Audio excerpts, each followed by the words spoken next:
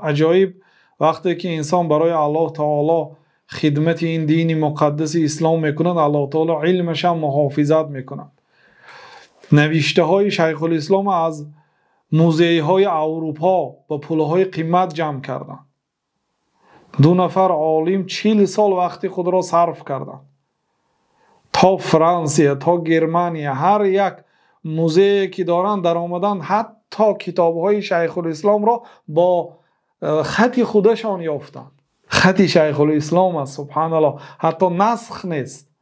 بسیار نسخه های یافتند. مجموع الفتاوی بینید چند جلد است، 37 مجلد است.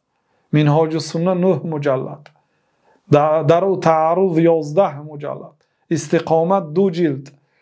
عموما کتاب های شیخ الاسلام رحمت الله علیه تا امروز با از نو برآورده ایستادند. نباشد یک سوال بود، آمد شیخ الاسلام جوابش نوشته فرستاندند به همه آدمی سوال دادگی. انا همین یک پارچه ورق هم یافتند.